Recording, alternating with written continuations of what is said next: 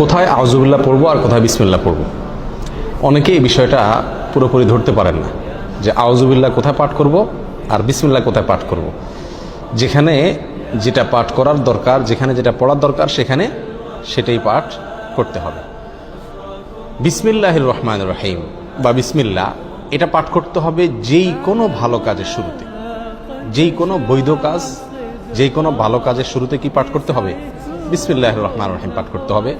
বিশেষভাবে কোনো কোনো হাদিসে কোনো কোনো আমলের শুরুতে বিসমিল্লাহ পাঠ করার কথা বলা আছে, সেখানে সেই আমলের শুরুতে, সেই কাজের শুরুতে বিসমিল্লাহ পড়তে হবে। যেমন খাবারের শুরুতে বিসমিল্লাহ পাঠ করতে হবে, মসজিদে প্রবেশের সময় বিসমিল্লাহ পাঠ করতে হবে, বাসায় ঢোকার সময় বিসমিল্লাহ পাঠ করতে হবে, বাসা থেকে বের হওয়ার সময়ও কি করতে হবে? বিসমিল্লাহ পাঠ করতে হবে। এ হলো বিসমিল্লাহর বিষয়। আর আউযুবিল্লাহ এটা বিশেষভাবে পাঠ করতে হয় কোরআন কারীম তেলাওয়াতের শুরুতে, কোরআন কারীম তেলাওয়াতের শুরুতে।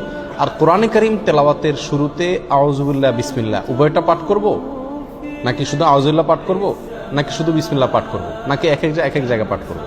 অনেকগুলো প্রশ্ন আসে কি আসে না? এটার উত্তর হলো, যখন আমরা কোরআন কারীমের তেলাওয়াত শুরু করব, সেটা নামাজে হোক, নামাজের বাইরে হোক, যে অবস্থায় হোক না কেন, যদি আমরা কোরআন কারীমের তেলাওয়াত শুরু করি তাহলে আউযুবিল্লাহ পাঠ করতে হবে, আউযুবিল্লাহ পাঠ করতে হবে। অনেক উলামায়ে কেরামের মতে ওয়াজিব, অনেক উলামায়ে কেরামের মতে সুন্নাত। আল্লাহ সুবহানাহু ওয়া তাআলা সূরা নাহলের 98 নম্বর আয়াতে ইরশাদ করেছেন, ফাইদা ক্রাআতাল কুরআনা ফাস্তাইজ বিল্লাহি মিনাশ শাইতানির রাজীম। সুতরাং যখন তুমি কোরআন পাঠ করবে তখন তুমি শয়তান, বিতাড়িত শয়তান থেকে আল্লাহর কাছে আশ্রয় প্রার্থনা করবে, অর্থাৎ আউযুবিল্লাহি মিনাশ শাইতানির রাজীম পাঠ করবে।